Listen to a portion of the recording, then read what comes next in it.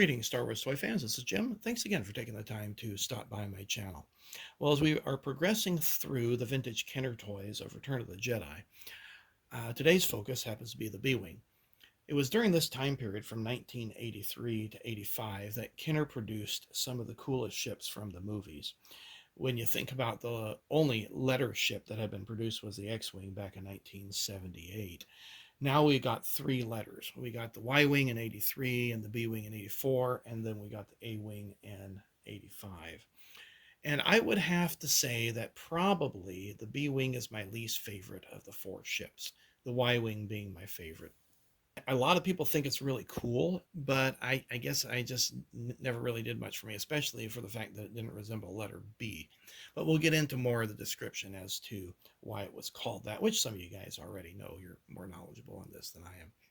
I don't have the original box because I acquired this as an adult. You pay a hefty price for these things, and this is my only example. I don't have any of the Hasbro examples, primarily because the B-Wing takes up a lot of space. It's not a small ship, as you can see with the B-Wing pilot standing there. But I do have the instructions, so let's take a gander at that. And it's just basically an easy fold out. So there's We Really Do Care logo. And there it shows you where to put the stickers on the ship. The battery compartment, which is right there on the ship. I'll move that up, which is really well concealed, I think. Hasbro, or Kenner did a great job with that. B-Wing pilot bit the dust. And there's where you put on the guns on the wings themselves. You attach the wings. It shows you where the button is to make the sound. And then the canopy, which we'll look at in just a minute. How to raise and lower the landing gear. How to open the foils, and then the really cool feature with the gyro cockpit. Now, going to my source material as to why it is called the B-Wing.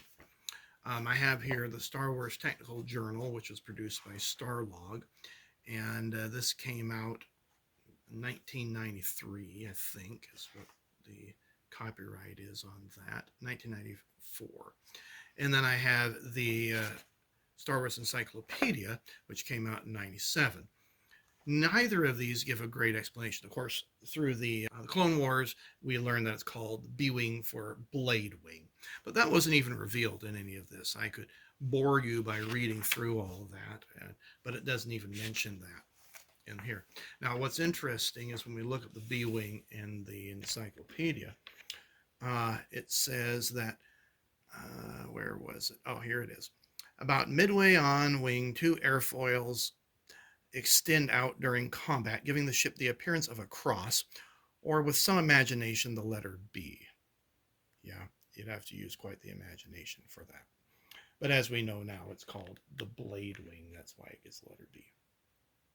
Now I've zoomed out about as far as I can. Hopefully we can get the whole thing in. Now I'm going to do a separate video on the pilots, and that's why he doesn't have his gun. But you can see how he stands kind of wonky. This is the way he came out of the package. Just unbelievable. I remember getting this on sale, clearance at KB Toys back in 85 or 6, and I'm like, oh, I don't have this one. And it came with a collector coin as well, but he's just never stood. I mean, he stands up, but he just has a little bit of a lean to him. Now let's go ahead and take a look at the cockpit. So you can see this rotates really nice, and this ship was in really good shape when I acquired it. My brother, unfortunately, told me he sold his, and I'm like, dude, why didn't you sell it to me? I would have bought it from you. And then it would have had a lot more value because I knew you had owned it. So he fits in the cockpit really well. You can see that there's some nice stickers in there that fade a little bit with time. And as we rotate the ship, you can see that the cockpit rotates along with the ship. So he always stays upright. It's really, really cool. I'd like to know how they weighted the end and got that to move. Now we happen to have our landing gear release, which is right here. You can see how that raises and lowers. And then the button for the sound is back here. And then to open up the wings, let's see, it's one of these. There we go. And that's a real neat feature of the way Kenner designed that. Okay, can't even get the whole thing in the camera. The thing is so huge. Anyway, there we go. And you can see that he rotated through. I mean, that's really the redeeming thing with this whole feature. I can't imagine flying this and what that would have done to the pilot having to spin around like that, or maybe he didn't even notice. Who knows? Anyway, we'll go ahead and lower the wings and get the landing gear back down. Now these wings do have a tendency to fall off, so and they snap in pretty nicely. So if you happen to get a used version of this, just be warned that those do snap in and out.